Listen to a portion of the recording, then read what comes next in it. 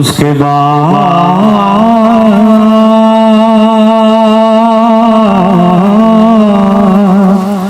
پھر اس کے بعد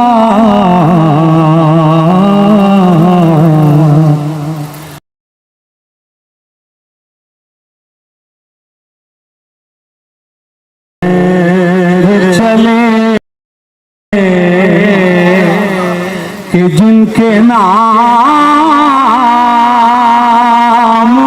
خدا نے بدل بدل کے لیے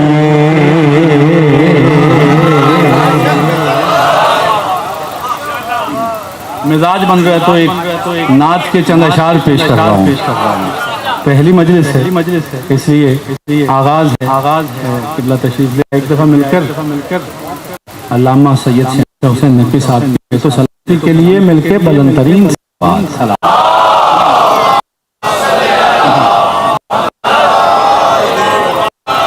نعت رسول مقبول صلی اللہ علیہ وآلہ وسلم فرمائیے گا اور تھوڑی سی حوصلہ افزائی فرمائیے. جس کو محمد کا وسیلہ نہیں ملتا. تھوڑا سا بولیں گے تو میری حوصلہ افزائی ہو جائے. جس کو بھی محمد کا وسیلہ نہیں ملتا, جس کو بھی محمد کا وسیلہ نہیں ملتا, جنت بڑی بات ہے رستہ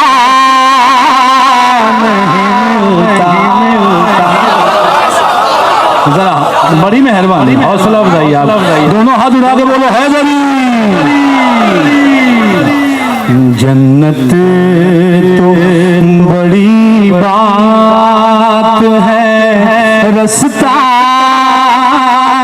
نہیں ملتا. شعر قابل غور توجہ فرمائیے گا اور آخری بندے تک پوری توجہ. نسلوں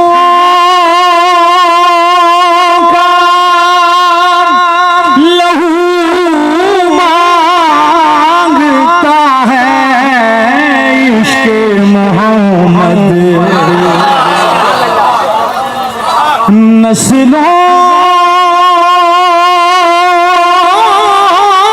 کا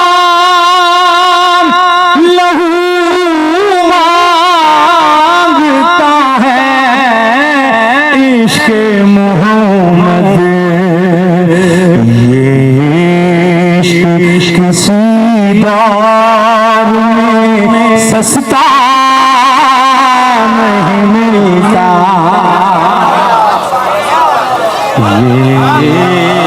بڑی مہربانی تھوڑی سی آواز اسی کھلوائیے.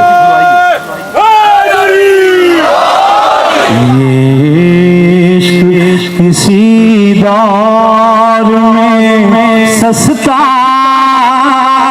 نہیں ملتا. شعر سمجھو اور ناز کیجیے اپنی قسمت پہ. یہ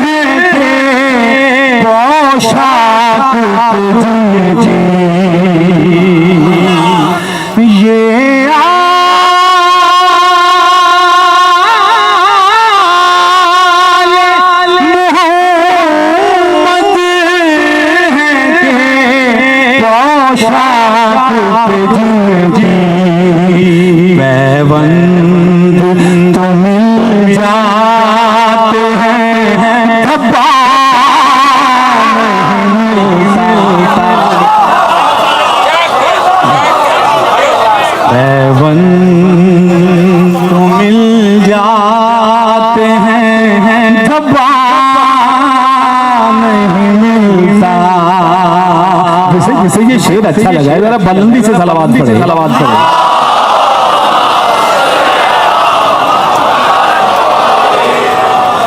ये आले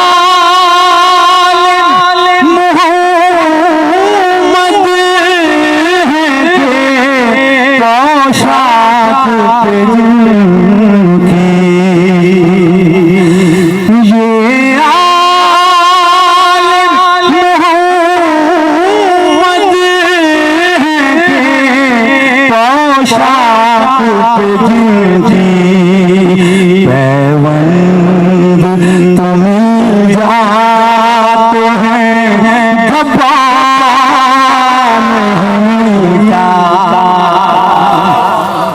اور शेर पेश खिदमत है समात फरमाइएगा जैसा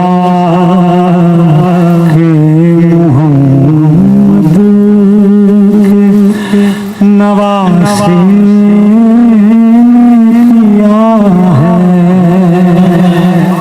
तवज्जो फरमाइएगा जैसा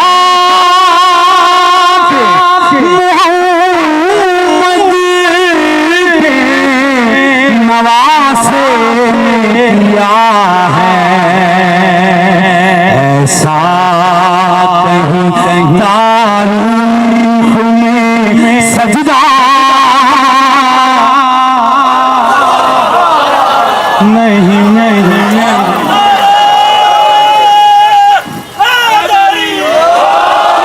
ऐसा कहीं तारीख में सजदा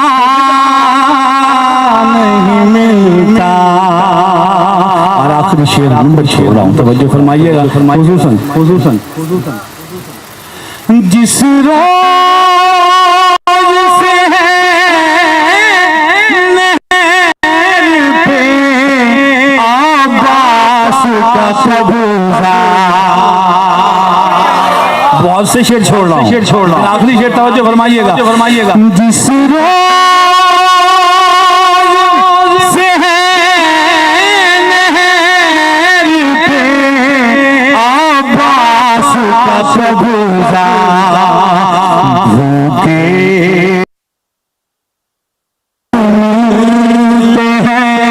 प्यासा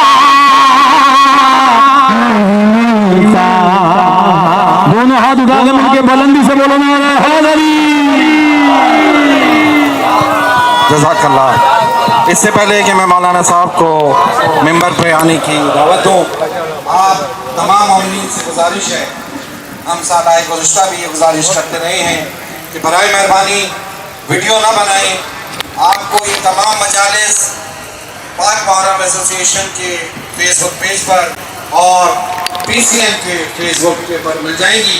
बराए करम कोई भी मोमिन इस मजलिस को रिकॉर्ड करने की कोशिश न करे।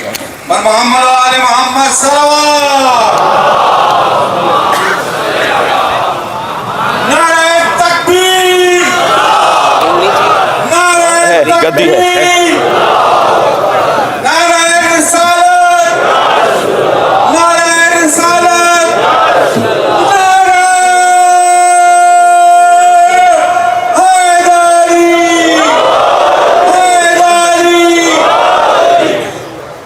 मोहम्मद आले मोहम्मद सल्लल्लाहु थोड़ा सा पीछे बस ठीक है हबीबे खुदा खत्मुल अंबिया इसमें कुछ रख दो।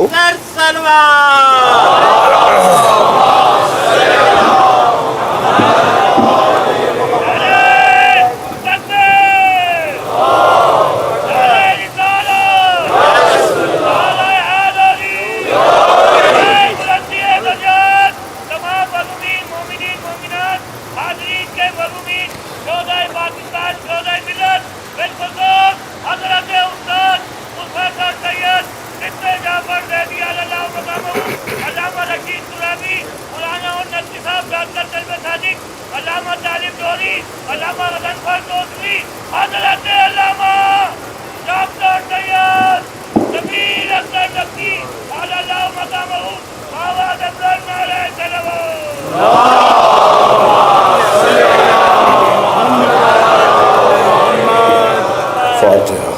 بسم الله الرحمن الرحيم. الرحمن الرحيم مالك يوم الدين نستعين اهدنا الصراط المستقيم صراط الذين أنعمت عليهم غير المغضوب عليهم ولا الضالين. صل على محمد. أعوذ بالله من الشيطان الرجيم. بسم الله الرحمن الرحيم. الحمد لله الذي لا يبلغ مدحته القائلون ولا يحصي نعماءه العادون ولا يعدي حقه المجتهدون، الذي ليس لصفته حد محدود ولا نعت موجود ولا وقت معدود ولا أجل ممدود. فطر الخلائق بقدرته ونشر الرياح برحمته. الصلاة والسلام على الرسول المسدد المصطفى الأمجد المحمود الأحمد سيدنا ومولانا ومولى الكونين جد الحسن والحسين معاني والقاسم محمد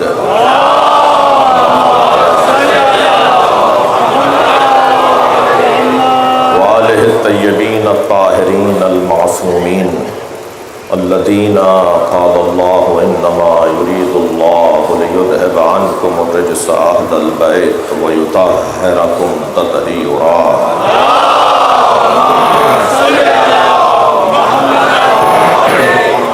ولعنة الله على أعدائهم أجمعين من يوم عداوتهم إلى قيام يوم الدين. أما بعد، قال الحكيم في قرآن الكريم.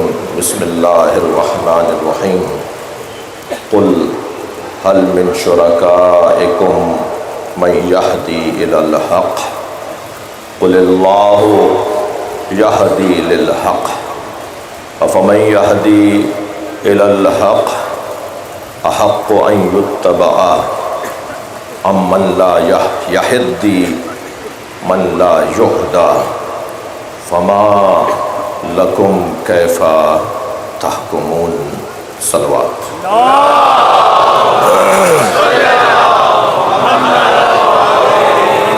ایک اور بہتر اور بلند صلوات ہدیہ.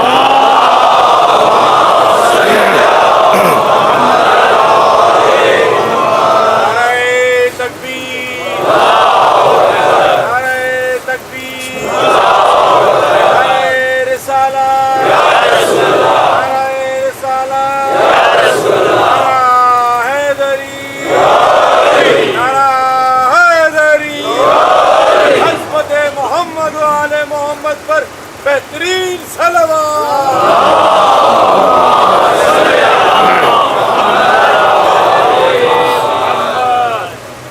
بشتر پارک اور اس سے پہلے جہانگیر پارک میں جن جن خطیبوں نے اور ذاکرین نے خدمت انجام دی، پاک محرم ایسوسیشن، اس کے علاوہ جو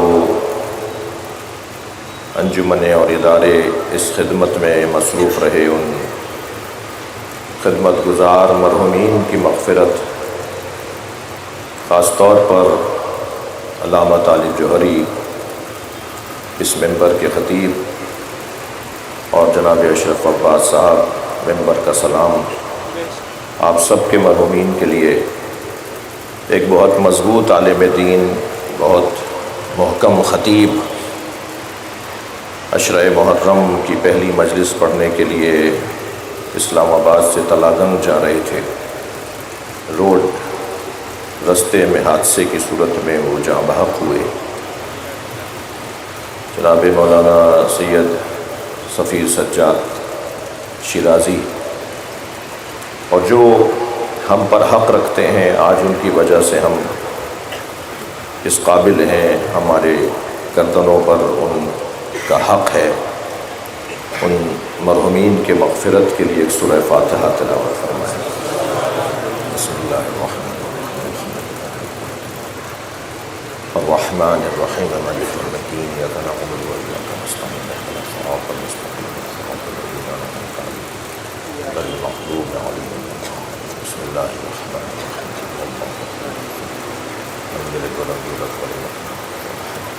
اللہ الرحمن الرحیم صلی اللہ علی محمد وعلی محمد. مغفرت کے لیے صلوات پڑھیں. اور بھائی ایک اور صلوات.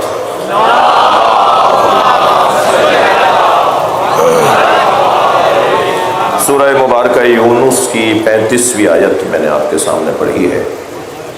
پہلے آیت کا تبرکاً ترجمہ کروں گا اور پھر آج کی پہلی تمہیدی مجلس اعزاز سے کچھ عرائض، کچھ پیغامات، کچھ مطالب، کچھ نکات اپنے محترم مجمع کے سامنے رکھنا چاہوں گا. ارشاد حضرت احدیت ہو رہا ہے، قل هل من شرکائکم من یہدی الی الحق. اے میرے حبیب ان سے کہیے کہ کیا ان کے معبودوں کو، ان کے الہوں کو جنہیں یہ شریک اللہ قرار دیتے ہیں، ان کے پاس یہ صلاحیت ہے کہ وہ تمہیں حق کی طرف ہدایت کریں. قل اللہ یہدی للحق. اے میرے حبیب ان کا جواب روشن ہے. آپ ان سے کہہ دیجئے کہ اللہ ہی ہے جو حق کے لیے ہدایت عطا کرتا ہے. افمن یہدی الی الحق احق ان یتبع امن لا یہدی الی ان یہدی. کیا جو خود حق کی ہدایت کا محتاج ہے اس کی اتباع کی جائے گی یا اس کی اتباع کی جائے گی جو حق تک پہنچ چکا ہے؟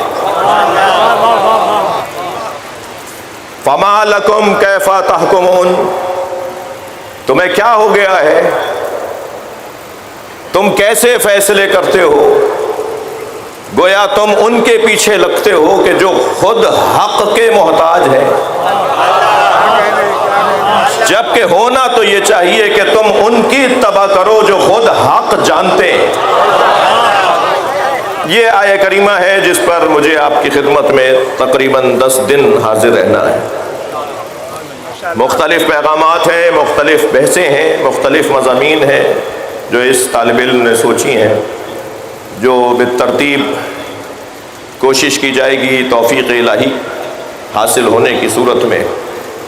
عزیزان گرامی، آج اس سزا خانے کی پہلی مجلس ہے، پہلی محرم ہے.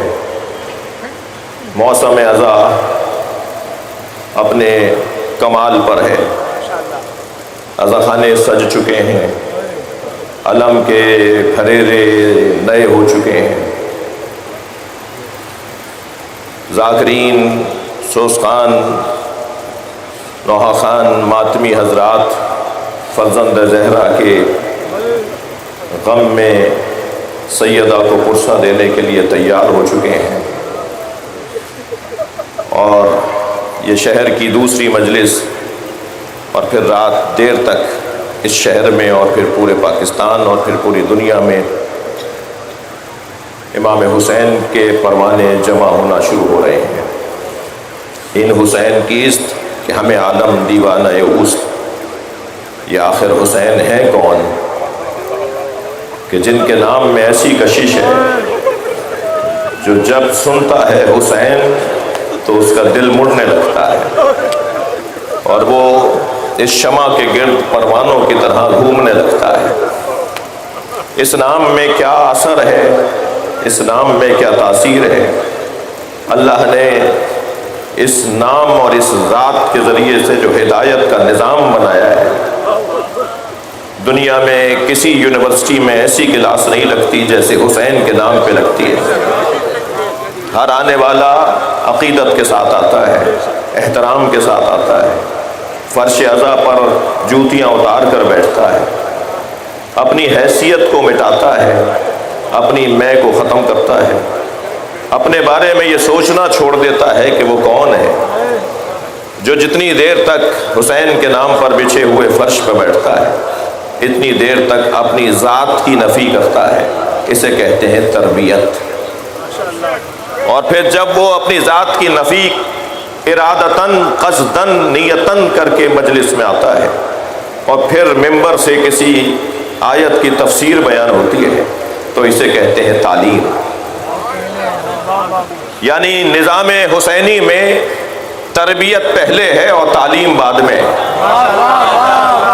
یعنی آنے والا پہلے تربیت کا ارادہ کرتا ہے کہ مجھے اچھا انسان بننا ہے۔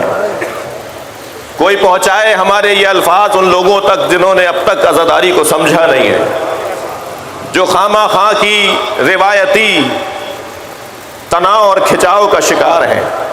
انہیں کوئی آ کر بتائے کہ آؤ یہ کشتی وہ کشتی ہے جو نجات عطا کرے گی، جس کشتی میں سوار ہونے والا کبھی بھی دوزخ کی طرف نہیں جائے گا، بلکہ اس کشتی میں سوار ہونے والے کی عزت یہ ہے کہ یہ کشتی اسے جنت تک لے جائے گی، آخرت میں جنت ملے گی اور دنیا میں اطمینان ملے گا۔ بڑی بڑی شخصیتیں، بڑے بڑے نام، بڑے بڑے حیثیت رکھنے والے لوگ سونے کے لیے اور آرام کرنے کے لیے دوائیوں کا استعمال کرتے ہیں۔ عزیزان گرامی، کسی کی تنخواہ 20 لاکھ روپے بھی ہو اور اس کے پاس دولت اطمینان نہ ہو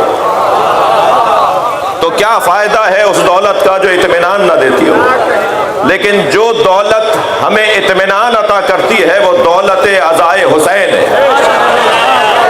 صلوات پڑھ لیں محمد و آل محمد۔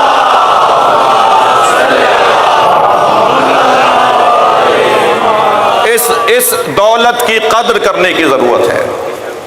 دیکھیے، علم پڑھایا جاتا ہے، فن سکھایا جاتا ہے، محبت ہوتی ہے۔ اگر میری بات پہنچ رہی ہو تو توجہ بڑھائیے گا۔ علم تعلیمی درسگاہوں میں پڑھایا جاتا ہے، فن تکنیکی درسگاہوں میں سکھایا جاتا ہے، مگر محبت فطری ہوتی ہے۔ کوئی دادا کو آ کر پڑھاتا اور سکھاتا نہیں ہے کہ پوتے سے محبت کیسے کرنی ہے۔ جی، محبت ہوتی ہے۔ یہ جہاں جہاں بھی آپ کہیں نا کہ یہ ہوتی ہے، اسے کہتے ہیں فطرت۔ محبت کا تعلق فطرت کے ساتھ ہے، اور فطرت سنی شیعہ نہیں ہے، فطرت ہندو مسلم نہیں ہے، فطرت انسانی فطرت ہے، چاہے وہ کوئی کلمہ پڑھتا ہو۔ یعنی ہم سب کو فطرتاً محبت کے ساتھ پیدا کیا ہے۔ ہمارے اندر ایک جذبہ اللہ نے دیا ہے، ایک کیفیت اللہ نے دی ہے جسے محبت کہا جاتا ہے۔ اب محبت کی پھر تصویریں ہیں، کبھی رشتہ داروں سے محبت، کبھی زوجہ سے شوہر کو محبت، کبھی انسانی رشتوں کی بنیاد پر محبت، اور کبھی دین کی بنیاد پر محبت۔ عزیزو، جو محبت قرابت داری کی بنیاد پر ہے، جیسے حضرت نوح اور حضرت نوح کے بیٹے کی محبت، یہ محبت ہی تو تھی جو حضرت نوح نے فرمایا کہ یہ میری اولاد ہے، یہ میرا بیٹا ہے، یا اللہ یہ میرا بیٹا ہے، جو ڈوب رہا تھا، جو غرق ہو رہا تھا۔ تو اللہ نے کیا جواب دیا؟ اللہ نے جواب دیا یہ تمہارے اہل میں سے نہیں ہے۔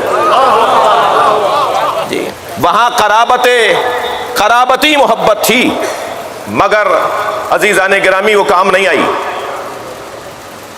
زن و شوہر کے اندر محبت ہے، وہ بھی فطری ہے، اللہ قرار دیتا ہے، مگر بعض اوقات وہ محبت بھی کام نہیں آتی۔ حضرت لوط علیہ السلام اور حضرت نوح علیہ السلام کی زوجاؤں میں ازدواجی محبت تھی، مگر فخانتہما، قرآن یہ کہہ کے حضرت لوط اور حضرت نوح کو تسلی دیتا ہے کہ ان دونوں نے ہمارے صالح بندوں کے ساتھ خیانت کی۔ یہ قرآن ہے۔ زوجہ تھی نبی حضرت لوط کی، نبی حضرت نوح کی، مگر قرآن نے کہا ان دونوں نے خیانت کی۔ یہ جو ازدواجی محبت تھی یہ کام نہیں آئی۔ انسانی تقاضوں کے مطابق بھی کیسے کیسے منظر ہم دیکھ لیتے ہیں کسی کو تکلیف میں ہم جیسے لوگ دیکھ لیتے ہیں اور ان کو کوئی اثر نہیں ہوتا، یعنی انسانی تعلق کی بنیاد پر جو محبت ہے وہ بھی بعض اوقات کام نہیں آتی۔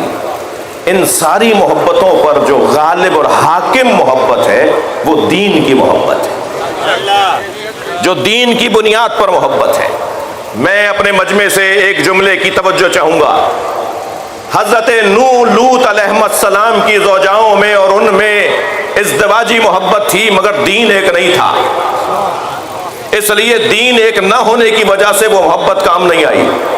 حضرت نوح اور ان کے بیٹے کے درمیان قرابتی محبت تھی، مگر دین ایک نہیں تھا، دین ایک نہیں تھا، لہذا قرابتی محبت کام نہیں آئی۔ عزیزان گرامی، حضرت سمیہ اور حضرت یاسر اور ابو جہل کے درمیان انسانی محبت تھی، مگر وہ کوڑے کھا رہے تھے اور وہ کوڑے کھاتا ہوا دیکھ کر ہنس رہا تھا۔ انسانی قرابت تھی مگر دین ایک نہیں تھا تو کام نہیں آیا۔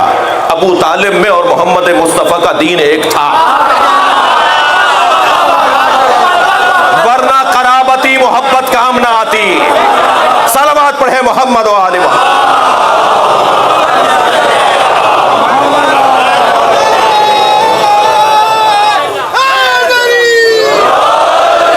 یہ جو محبت ہے یہ فطرت ہے، اور تمام دین کا خلاصہ میرے بچوں جوانوں، آپ کو زیادہ توجہ آپ سے چاہوں گا، پورے قرآن کا اگر خلاصہ، تمام انبیاء کی تعلیمات کا اگر خلاصہ، سرکار دو جہاں کی 63 برس کی زندگی کا خلاصہ، مولا کائنات سے لے کر امام عسکری تک کی زندگیوں کا خلاصہ نکالیں تو تمام تر آسمانی تحریری پیغاموں کا اور تقریری پیغاموں کا ان کا خلاصہ نکلے گا تو محبت نکلے گی،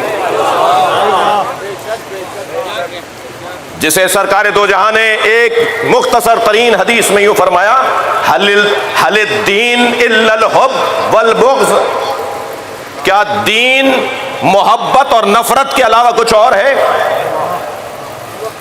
سارے دین کا خلاصہ ہے محبت اور نفرت۔ اب یہ محبت کس سے ہو اور نفرت کس سے ہو، یہ جو تلاش ہے نا کہ محبت کس سے ہو اور نفرت کس سے ہو، یہ ہے وہ میرٹ کی تلاش، یہ ہے وہ قابلیت کی تلاش، یہ ہے وہ اہل کی تلاش، یہ ہے وہ حق سمجھنے والے کی تلاش، یہ ہے وہ حق کی تلاش۔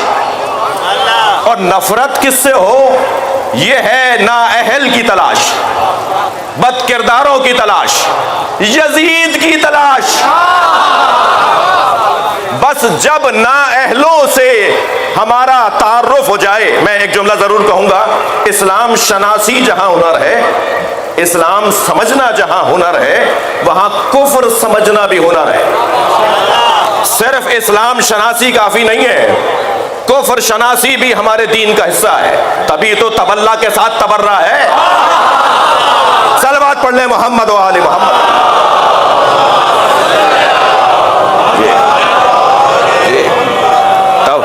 تبرہ میں سب سے پہلی نفرت تو اللہ کے دشمن سے ہے نا، تبرہ شروع ہی وہاں سے ہوتا ہے جہاں اللہ کا دشمن سامنے آ جائے۔ سب سے پہلی نفرت اللہ کے دشمن سے ہے، سب سے پہلی نفرت اللہ کے دشمن سے، پھر رسول اللہ کے دشمن سے، پھر مولا علی کے دشمن سے، پھر اہل بیت کے دشمن سے۔ یہ تبرہ تو اسلام شناسی کے ساتھ کفر شناسی لازم ہے۔ تو اب جب اہل کی تلاش ہوگی، جب اہل کی تلاش ہوگی تو اسے محبت کہتے ہیں، اور جب نااہل سے لا تعلقی، نااہل کو پہچانیں گے تو لا تعلقی ہوگی، نااہل کو جانیں گے تو لا تعلقی ہوگی۔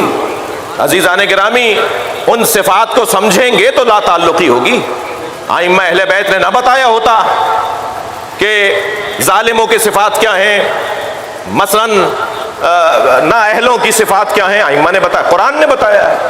قرآن نے اگر مشرکوں کی کیفیتیں نہ بتائی ہوتی، قرآن نے اگر منافقوں کی حالتیں نہ بتائی ہوتی تو شاید ہم بھی کہتے کہ یہ بحث آبس ہے، اس بحث کو کرنا ہی نہیں چاہیے۔ قرآن مجید نے کافروں، مشرکوں، منافقوں، مذبذبوں، مرددوں، مرتدوں، یہ سارے الفاظ قرآن مجید کے ہیں، ان سب کی صفات کو بیان کیا ہے۔ تو قرآن چاہتا ہے کہ تم انہیں بھی پہچانو اور قرآن چاہتا ہے تم انہیں بھی پہچانو۔ تو اب کیا کریں کہ ہمارے پاس کیونکہ کم وقت ہے تو ہماری زیادہ توجہ ہوتی ہے کہ ہم انہیں پہچانیں جن کے اندر اہلیت پائی جاتی ہے، اور ہم اپنا وقت وہاں نہیں، وقت کی تنگی ہے۔ صلوات پڑھ لیں ذرا محمد و آل محمد۔ بہت بڑا مجمع ہے، ایک بلند اور بہتر صلوات ہے۔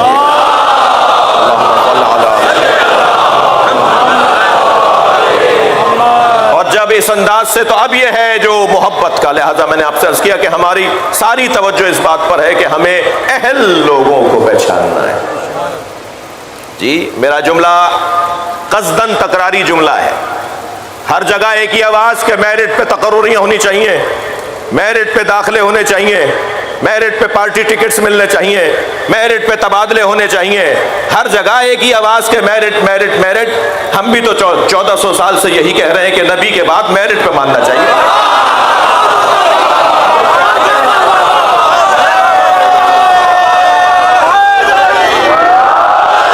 صلوات پڑھ لیں محمد و آل محمد۔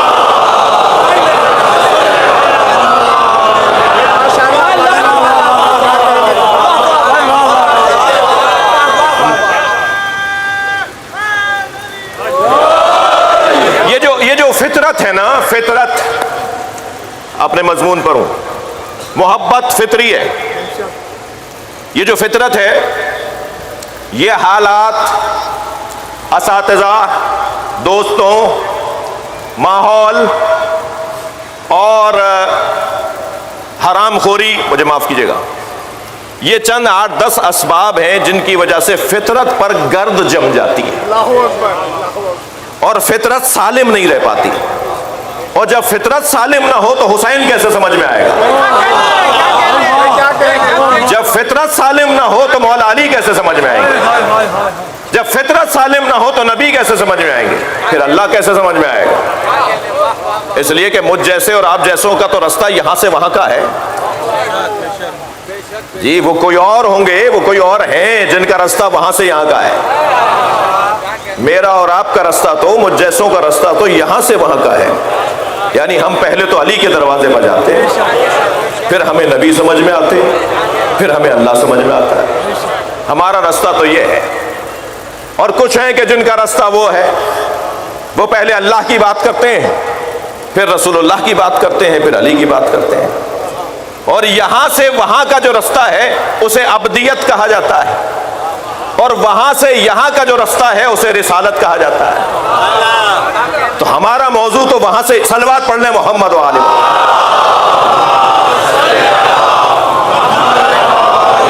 بھائی آپ کی توجہات مجھے بہتر چاہیے۔ یہ طے ہے کہ فطرت جب ان تمام اسباب کا شکار ہو جاتی ہے تو فطرت پر گرد جم جاتی ہے، اور فطرت کارگر نہیں رہتی، کار فرما نہیں رہتی۔ تو میرے مولا علی فرماتے ہیں نہج البلاغہ میں کہ اللہ نے انبیاء کرام کو مبعوث ہی اس لیے کیا ہے کہ فطرت پر جمی ہوئی گرد کو ہٹائیں۔ نقی بھائی، فطرت پر، نقی آگے آ جائیے ادھر جی، فطرت پر جمی ہوئی گرد کو ہٹائیں، اور جب فطرت پر جمی ہوئی گرد ہٹنا شروع ہوگی تو پھر فطرت کام کرنا شروع کرے گی۔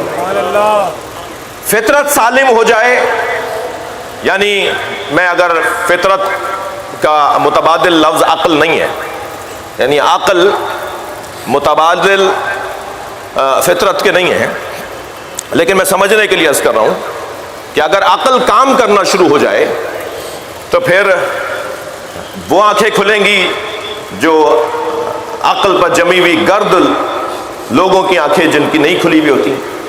تو فطرت کو سالم کرنا ہے۔ فطرت کو سالم کرنا، اس کے لیے ضروری کیا ہے، کیا کریں؟ دیکھیں، میری مجبوری ہے کہ میں نے ابتدائی آج کی تمہیدی مجلس میں فلسفہ ازا، ضرورت ازا، مجلس کا مقصد، ہم یہ کیا کرنے بیٹھے ہیں، ہم آج سے کیا کام کرنے شروع جا رہے ہیں، کیا کام شروع کرنے جا رہے ہیں، یہ اس پہ میں تھوڑی دیر غور کر رہا ہوں۔ یہ جب فطرت سالم ہوگی، جب فطرت کام کرنے لگے گی تو لا محالہ خود بخود خودکار اسے ہدایت نصیب ہوگی، اسے صحیح چیزیں نظر آئیں گی، وہ حقیقت تک پہنچے گا، وہ واقعیت تک پہنچے گا، وہ مانے اور سمجھے گا جو ماننا اور سمجھنا چاہیے۔ لہذا فطرت کو سالم کرنے کا کیا طریقہ ہے؟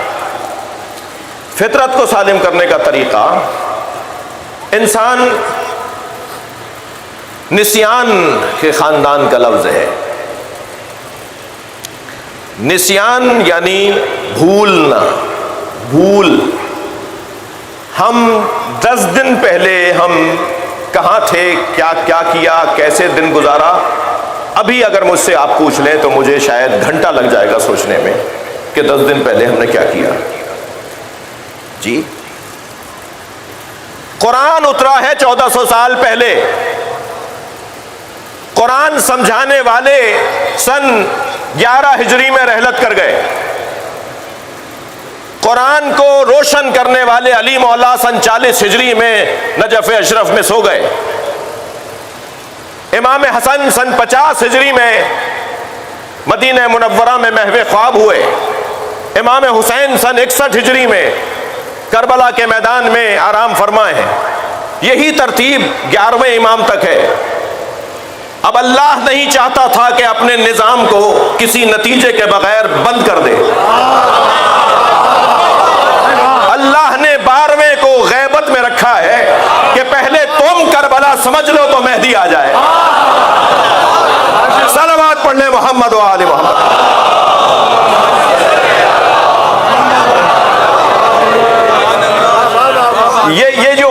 یہ جو سب کچھ ہو رہا ہے، یہ آپ جو کھچے آ رہے ہیں، آپ کے دلوں میں جو اللہ نے محبت حسین ڈالی ہے، یہ میں اور آپ جو تیار ہیں کہ اب بیٹھنا ہے اور سننا ہے اور زیادہ سے زیادہ امام حسین کی زندگی اور آپ کی قربانی پر غور کرنا ہے، یہ در حقیقت یہ نسیان سے نکالنے کا ایک واضح، روشن، مضبوط عمل ہے۔ کسی طرح تم بھولنے کی کیفیت سے باہر آ جاؤ۔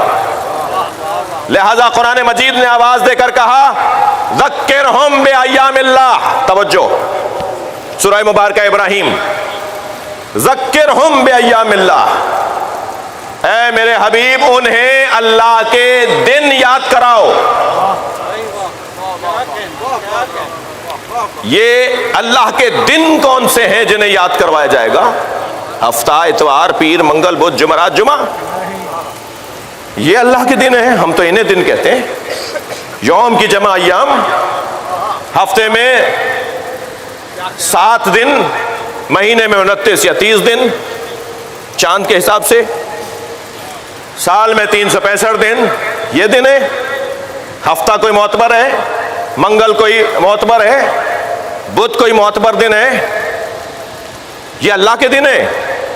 اور اللہ میرا آپ کا دن کیسا گزرا، آپ کے دن کیسے گزر رہے ہیں، یہ اللہ کے دن کا کیا مطلب ہے؟ مجھ سے اور آپ سے تو یہ کہا جائے گا کہ بھائی آپ کے کیسے دن، آپ گئے تھے کربلا، آپ گئے تھے مثال کے طور پہ فلاں ملک، کیسے دن گزرے؟ تو میرے دن، آپ کے دن، ہمارے دن، اللہ کا دن کیا مطلب ہے؟ اللہ کو کوئی دن ہے؟ اللہ کا کوئی صبح ہے اللہ کے لیے؟ اللہ کے لیے کوئی دوپہر ہے؟ اللہ کے لیے کوئی شام ہے؟ توجہ، پھر یہ اللہ کے دن کون سے ہیں؟ اللہ کے دنوں کو اہل بیت کہا جاتا ہے۔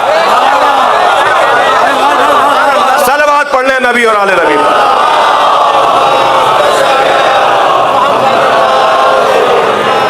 جی، اے میرے حبیب اللہ کے دن انہیں یاد کراؤ۔ یہ ایام اللہ یعنی ائمہ اہل بیت۔ اور ایک حدیث مبارکہ میں ہے ان العاشورا ایام من ایام اللہ، جان لو عاشورہ کا دن اللہ کے دنوں میں ایک دن ہے۔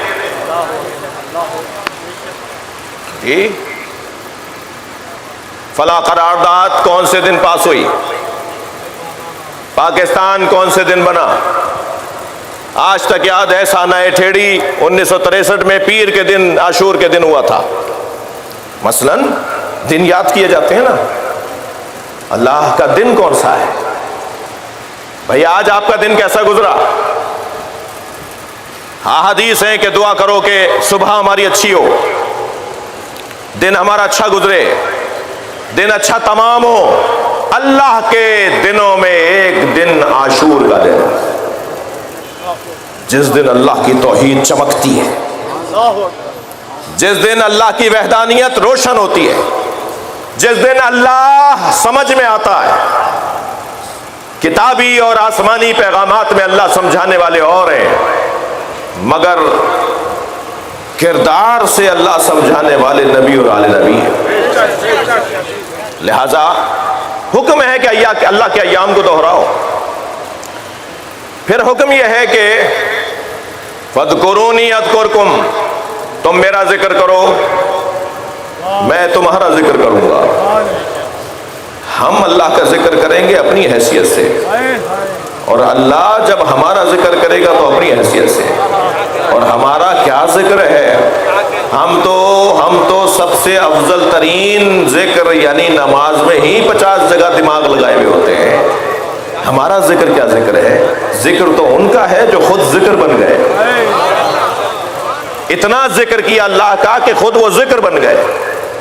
मेरे सुन्नी भाई तशरीफ फरमाए, अब्दुल्ला इब्न उमर रिवायत करते हैं कि मैं हज के सफर में हुसैन इब्न अली के साथ था।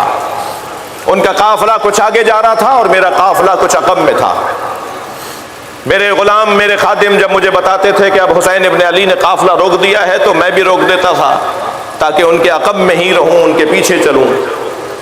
कहते हैं आधी रात मेरे खादिम ने आकर मुझे बताया कि हुसैन इब्न अली खेमे से निकले हैं, मुसल्ला हाथ में है और बयाबान में जा रहे हैं। कहता है कि मैं भी अपने खेमे से निकला और हुसैन के पीछे पीछे में चला। मैंने देखा कि एक जगह अंधेरे बयाबान में हुसैन इब्न अली ने मुसल्ला बिछा दिया और नमाज शब में मसरूफ हो गए। वो कहते हैं नमाज शब की आखिरी रकत में जब हुसैन इब्न अली ने तस्बीह पढ़ना शुरू की, सुब्बूहुन कुद्दूसुन रब्बुना व रब्बुल मलाइकति व रूह, तो अब्दुल्ला इब्न उमर कहते हैं कि मैंने अपने कानों से सहरा के कंकरों और पत्थरों से वही आवाज सुनी जो हुसैन बोल रहे थे।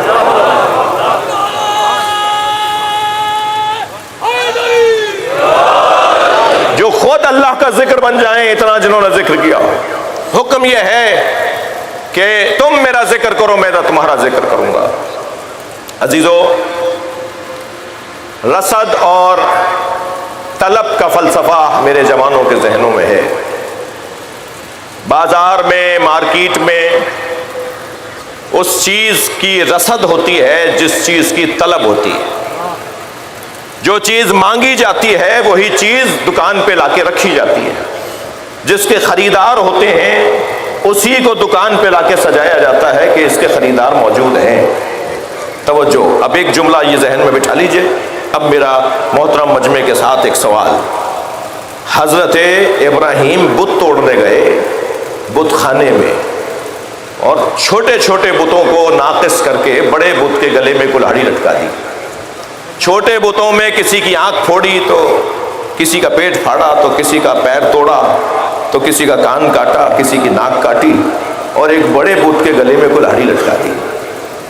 और जब आए तो उसके बाद आपने देखा कि कितना बड़ा बलवा मचा कि हजरत इब्राहीम को आग में फेंकने की तैयारियां हो गई कि इसने हमारे खुदाओं की तौहीन की है, लिहाजा इसकी सजा यह है कि इसे आग में जला दिया जाए। हजरत इब्राहीम के भी तो चाहने वाले थे। वो जो हजरत इब्राहीम के चाहने वाले थे उनके ऊपर क्या गुजर रही होगी, उनकी क्या आजमाइश थी। लिहाजा इतना बड़ा बलवा मचा हजरत इब्राहीम के इस काम के बाद।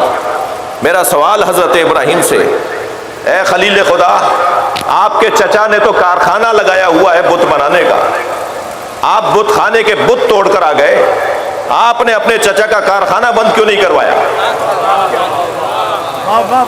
हजरत इब्राहीम के चचा आजर, उनका कारखाना था बुत बनाने का। वो बुत बना बना के मार्केट में बेचते थे। तो हजरत इब्राहीम ने चचा का बुत खाना बंद क्यों नहीं करवाया? जाके बुत क्यों तोड़ दिए बुत खाने के? तो आवाज आएगी कि अगर ये कारखाना बंद करवा देता तो कोई और कारखाना खुल जाता। ये मसले का हल नहीं था कारखाना बंद करवाना। मैं बुत खाने में जाकर बुत तोड़ कर आया ताकि बुत سازی کے ساتھ بت پرستی کا مزاج مٹے۔ اگر معاشرے میں بت طلب ہی نہیں کیا جائے گا تو کارخانہ تو خود بند ہو جائے گا۔ اب سمجھ میں آتا ہے امام حسین برا تو یزید کو کہہ رہے تھے، اصلاح کرنے چلے ہیں امت کی۔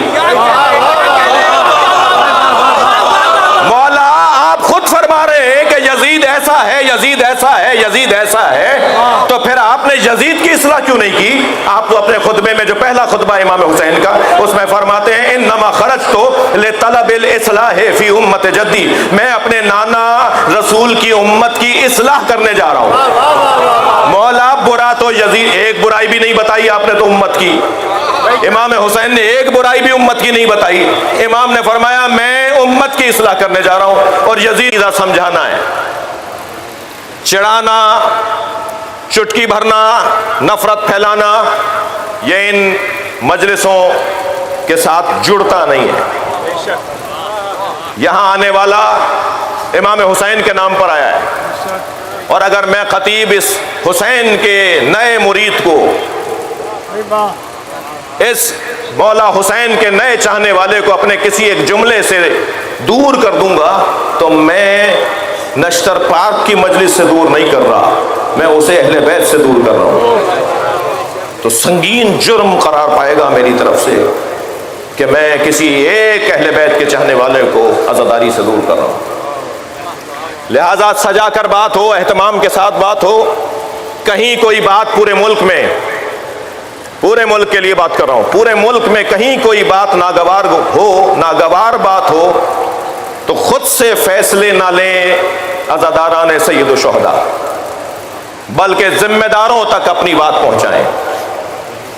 ذمہ داروں سے گزارش کر رہا ہوں، یہاں تشریف بھی فرما ہے اور بعد میں بھی سنیں گے، کہ وہ متعلقہ اداروں سے رابطے میں آئیں۔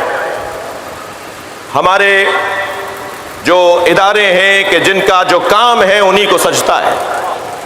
ہم قانون ہاتھ میں نہیں لیں گے، ہمیں قانون ہاتھ میں نہیں لینا۔ جو قانون کے محافظ ہیں، قانون کے شرح کرنے والے ہیں، قانون سمجھانے والے ہیں، قانون کی حفاظت کرنے والے ہیں، ان کے حوالے کام کو کرنا ہے۔ ایک بات۔ دوسری بات،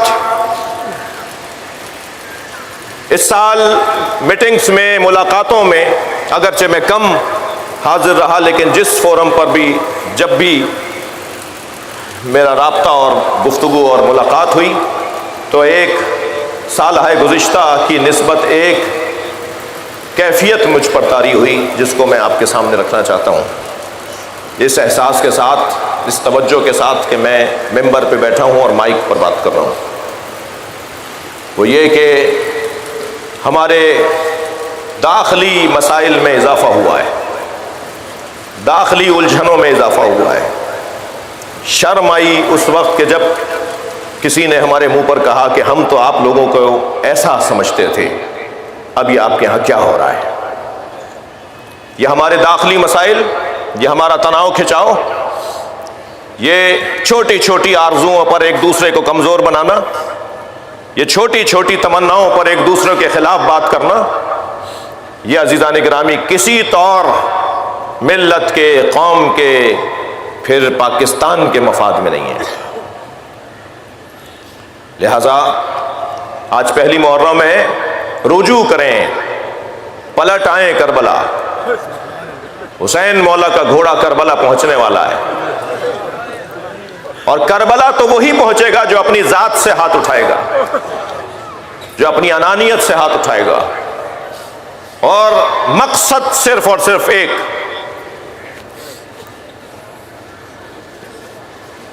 ہمارا مرکز حسین مولا کی ذات، مولا حسین ہمارا مرکز ہے، مرکزی بات وہیں ہوگی جہاں حسین کی بات ہوگی، اب کہیں بھی ہو۔ لہذا انتہائی احتیاط کے ساتھ خطبہ و ذاکرین سے بھی گزارش ہے، نوحہ خانوں سے بھی گزارش ہے کہ قیامت نہیں آ گئی اگر کسی شاعر نے آپ کو 12 شعر لکھ کر دیے ہیں اور ایک شعر اس کا ایسا ہے جس سے کوئی اختلاف ہو سکتا ہے، کوئی جھگڑا ہو سکتا ہے، تو قیامت نہیں آ گئی کہ آپ 12 کے 12 شعر پڑھیں گے، آپ ایک شعر چھوڑ دیجئے۔ انہوں نے نہیں معلوم کہ کس موقع پر اور کس ماحول کے اندر لکھا تھا، وہ صحیح عقیدہ بھی ہوگا مگر یہاں کے لیے ٹھیک نہیں ہے، جہاں آپ پڑھنے جا رہے ہیں وہاں کے لیے وہ شعر مناسب نہیں ہے، لہٰذا وہ شعر چھوڑ دیجئے، کوئی گناہ نہیں ملے گا آپ کو بلکہ شاید ثواب ملے گا۔ اور میں اپنے نثری خطیبوں سے بھی گزارش کر رہا ہوں، میرے لیے بھی آپ دعا فرمائیں، ہم انسان ہیں، ہم اس بات کی طرف توجہ رکھیں کہ کوئی ایسی بات ہمیں نہیں کرنی جو امام حسین سے، بڑی خیانت ہوگی اگر میری وجہ سے کوئی امام حسین سے دور ہو جائے، امام حسین کے ذکر سے دور ہو جائے۔ اگر امام حسین کے ذکر سے وہ دور ہو گیا تو میں نے خیانت کی ہے، اور اللہ ہمیں خیانت کرنے والوں سے محفوظ رکھے۔ چلیے آج پہلی محرم ہے، حسین مولا سفر میں ہے،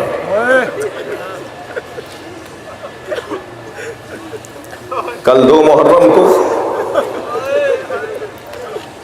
کربلا پہنچیں گے،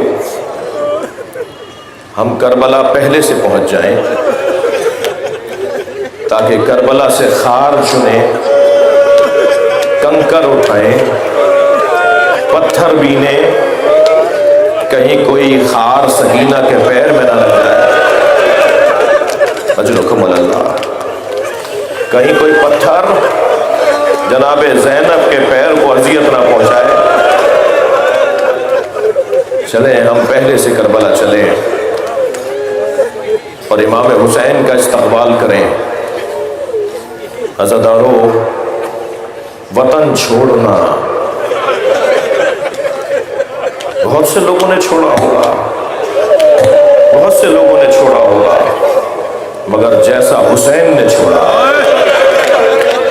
جس اہتمام کے ساتھ، اجرکم اللہ، آپ کی آوازیں بلند ہو رہی ہیں، جس اہتمام کے ساتھ امام حسین نے چھوڑا ہے اس کا بیان بہت مشکل ہے۔ ولید نے دربار میں امام حسین سے سوال بیعت کیا، جب دربار میں حضرت تشریف فرما ہوئے تو حضرت نے تمام جوانان بنی ہاشم کو باہر روک کر فرمایا، میرا ان سے مذاکرہ ہے، تم سب باہر رکو گے، میں تنہا جاؤں گا۔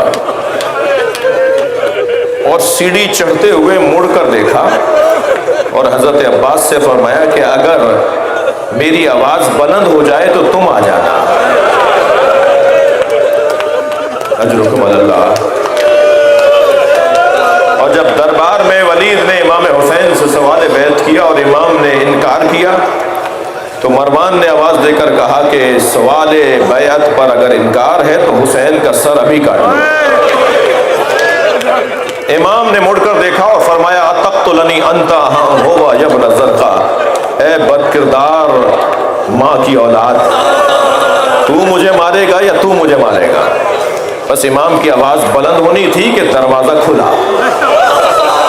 وہ دروازہ کیا کھلا کہ سامنے دیکھا کہ عباس علمدار تلوار تھانے آ۔ مولا، آپ کو کسی نے اذیت پہنچائی؟ وہاں سے امام حسین جب لوٹے ہیں تو سب سے پہلے جناب زینب کے گھر میں فرمایا زینب اب مدینہ رہنے کے قابل ہے۔ اجرکم اللہ، اجرکم اللہ۔ آپ کی آوازیں جب بلند ہوتی ہیں نا تو مجلس کے اندر نور بڑھنے لگتا ہے، روحانیت بڑھنے لگتی ہے۔ جو رو رہے ہیں، جن کی آوازیں بلند ہیں، جن کی آنکھوں میں آنسو ہیں، اللہ انہیں کوئی غم نہ دے سوائے ہم اہل بیت کے، ہمیں رونے رلانے والوں میں قرار دے۔ اجرکم اللہ۔ زینب اب مدینہ رہنے کے قابل نہیں ہے۔ عبداللہ ابن فتح نامی ایک راوی ہے، وہ یہ کہتا ہے کہ جب دوسرا دن نمودار ہوا تو سارے مدینے کو اور اطراف کے دیہات کو یہ علم تھا، آگاہی تھی کہ حسین آج مدینہ چھوڑ رہے ہیں۔ تو کہتا ہے کہ میں مدینے کے اطراف کے ایک دیہات کا رہنے والا، میں نے اپنا گھوڑا تیار کیا اور مدینہ پہنچا کہ میں جا کے تو دیکھوں کہ حسین کیسے جا رہے ہیں، حسین کہاں جا رہے ہیں۔ وہ کہتا ہے کہ میں جب اس کوچے میں پہنچا، جو کوچہ جو رستہ حسین کے گھر کا رستہ تھا، تو میں نے کیا دیکھا کہ محملیں سجائی جا رہی ہیں، عماریاں باندھی جا رہی ہیں، گھوڑوں کی زینے اور لگامیں کسی جا رہی ہیں، اور حسین ابن علی اپنے گھر کے باہر ایک کرسی پر بیٹھے، اور تقریباً 32 جوانوں کا حلقہ ہے جو حسین کے گرد ہے، اور ہر جوان اتنا مستعد نظر آ رہا ہے کہ اگر کوئی حسین کی طرف ٹیڑھی نگاہوں سے دیکھے تو شاید وہ دیکھنے سے پہلے آنکھ نکال دے۔ شان کے ساتھ حسین کا احترام اور حسین کی حفاظت ہے، اور حسین کرسی پر بیٹھے ہوئے انتظامات کو دیکھ رہے ہیں۔ پھر ایک مرتبہ آواز آئی کہ مجھے بتایا جائے کہ تیاری مکمل ہے، تو حضرت علی اکبر قریب آ کر کہتے ہیں کہ ہاں بابا تیاری مکمل ہے۔ تو جب تیاری مکمل ہونے کا سنا تو ایک مرتبہ دروازہ کھلا، گھر کا دروازہ کھلا، اور آگے آگے قاسم چل رہے تھے، اور ان کے پیچھے برقعے میں ایک بی بی تھی جس کے چلنے کا وقار ایسا تھا کہ اس کے ایک ایک قدم پر دل دہلتا تھا، اس کی جلالت بہت زیادہ تھی۔ آگے بڑھ کر قاسم ابن حسن نے اس بی بی کو محمل میں سوار کیا، محمل اٹھائی گئی، اونٹ اٹھایا گیا، اونٹنی اٹھائی گئی۔ یہ بھی یاد رہے جن جن سواریوں پر بی بی بیٹھی ہیں وہ ناقے تھے، وہ نر نہیں تھے، مادہ تھیں۔ اس کا نتیجہ اس کے اوپر بات پھر کبھی اور ہو۔ اور وہ ناقہ اٹھایا گیا، وہ آگے بڑھایا گیا۔ پھر اس کے بعد بیت الشرف سے عباس برآمد ہوئے، اور عباس کے عقب میں 2 بیویاں تھیں، اور ان بیویوں کو عباس علمدار نے ایسے سوار کیا کہ اپنا گھٹنا ٹیک دیا، اور بیویاں عباس کے گھٹنے پر سہارا لے کر محمل میں بیٹھ رہی تھیں۔ اس پر میں نے پوچھا کہ یہ کون 2 بیویاں ہیں؟ کہا ایک علی کی بڑی بیٹی زینب، اور ایک علی کی دوسری بیٹی ام کلثوم۔ اجرکم اللہ، اجرکم اللہ، اللہ آپ کو کسی غم میں نہ رلائے۔ کہتے ہیں کہ بی بی کو محمل میں بٹھایا گیا، اور وہ محمل جب اٹھائی گئی تو قافلہ تیار تھا، ساری بیویاں بیٹھ چکی تھیں۔ ایک مرتبہ آواز دی حسین ابن علی نے، میرا راہوار کہاں ہے؟ تو حضرت کا ایک غلام ذوالجناح کو قریب لے کر آیا۔ حضرت ذوالجناح پر جیسے بیٹھے تو ایسے ہی برابر، جیسے بلا تشبیہ جیسے فوجی حضرات کے پیروں کی اور بیٹھنے کی ایک آواز آتی ہے، ایسے ہی سارے بنی ہاشم کے جوان ایک پر ایک، ایک کے بعد ایک مرتبہ بیٹھنا شروع ہو گئے، مگر عباس نہیں بیٹھے۔ قافلہ تیار ہے، عباس ابھی گھوڑے پہ نہیں بیٹھے۔ مولا حسین کے گھوڑے کے قریب آ کے کہتے ہیں مولا قافلہ بڑھایا جائے؟ فرمایا ہاں عباس، قافلہ جاری کیا جائے، قافلہ رواں کیا جائے۔ تب عباس علمدار گھوڑے پر بیٹھے، کہتا ہے 2 قدم گھوڑا حسین کا چلا تھا کہ ایک مرتبہ زینب کبریٰ کے محمل سے پردہ ہٹا، اور زینب نے آواز دے کر کہا بھائی تو میں فاطمہ زہرا بلا رہی ہے۔ اجرکم اللہ، اجرکم اللہ۔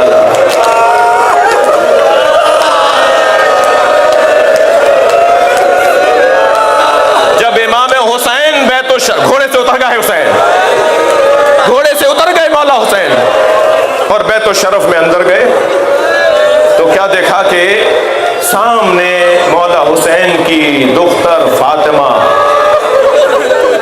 انہا علیلۃ، میں پڑھے بغیر نہیں پڑھتا، میں کتاب دیکھے بغیر بات نہیں کروں گا، انہا علیلۃ، امام حسین کی وہ بیٹی جو علیلہ تھی، جو بیمار تھی، جنہیں بخار تھا۔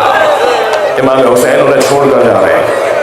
ایک مرتبہ آگے بڑھے، بابا کے سینے سے لگ کر بہت دیر روئیں، اور کانپتی ہوئی آواز میں کہا کوئی سبیل ہے کہ میں بھی چلوں؟